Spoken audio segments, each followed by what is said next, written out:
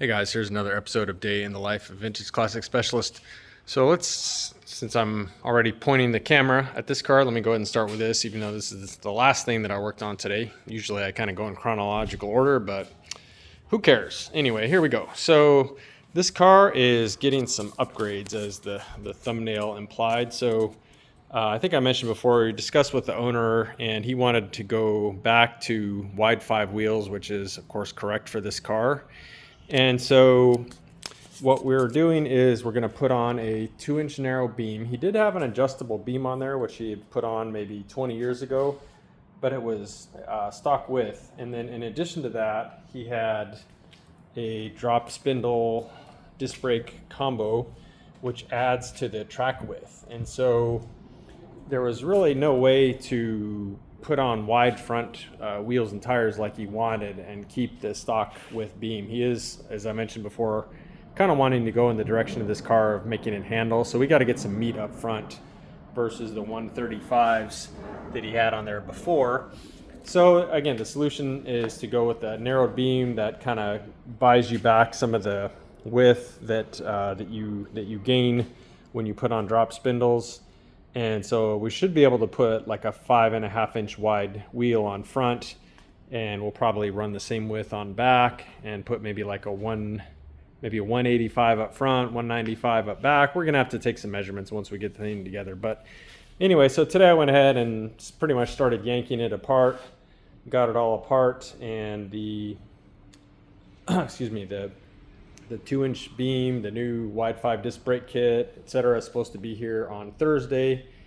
The other thing we're doing is we're going to go ahead and put on adjustable rear spring plates, which I'm a huge fan of. They allow you to really dial in the ride height and kind of change it on a whim. You know, if you want more rake versus sit more level, you can change it in literally minutes. So those are coming in. I'll probably go ahead and start pulling the back of the car apart tomorrow so that when the parts come in on Thursday, it can start going back together pretty soon. So yeah, the car came apart pretty nice. No real surprises in there at all. So yeah, pretty pleasantly surprised. Nothing really fought me. Sometimes these things fight you, but in this case it behaved itself. So now let's talk about what happened earlier in the day. So Rafa was working on the Ghia some today, and one of the things that he did was he went ahead and started assembling the new door panels. So pull the armrest off the old ones, the trim off the old ones, and went ahead and assembled those on there.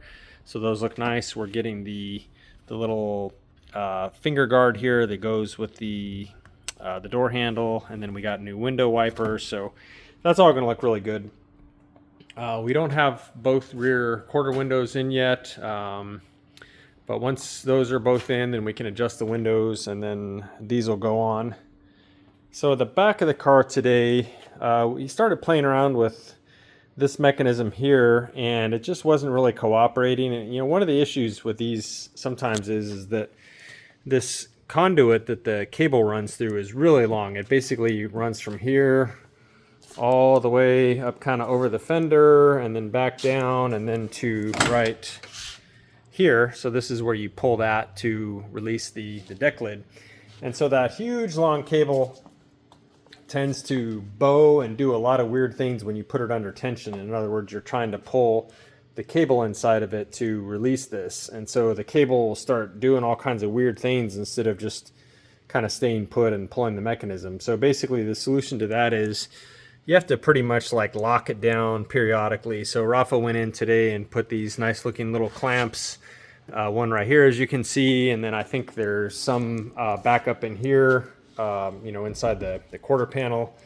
So hopefully that'll square that away. The other thing though is this latch actually has some issues. We're trying to find a replacement for it. It's just the latch itself is kind of boogered up. So unfortunately, Carmen Ghia Parts and Restoration, of course, they're out of it. So I don't know. We're going to look around. If we can't find one, we may have to see if we can repair this one. But yeah, we'll figure it out. Anyway, those are kind of the major things that happened on the Ghia today. As you can see, the twin to this one is still not in the shop today. It should be tomorrow, have all of its interior finished. Rafa did put the Safari windows together today for that bus, and I honestly don't, oh, there they are. Sorry, looking kind of messy back here. But yeah, so the Safari windows are ready to go in that bus, the 61 walkthrough.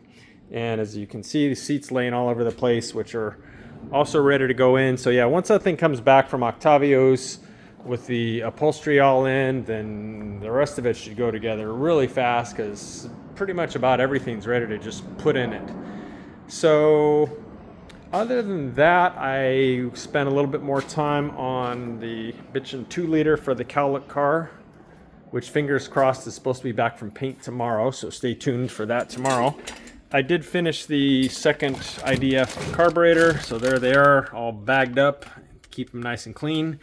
And then I also put together his original German Bosch 009 distributor. Came out really nice. And so, yeah, just, you know, a little bit of this, a little bit of that today. Trying to keep busy. So that's it for today, guys. Thanks for watching. We'll see you tomorrow, and hopefully tomorrow we'll have a red 69 Beetle back in the shop. And probably this guy's twin, which I'm sure this one is sorely missing. So thanks again for watching. See you tomorrow. Bye.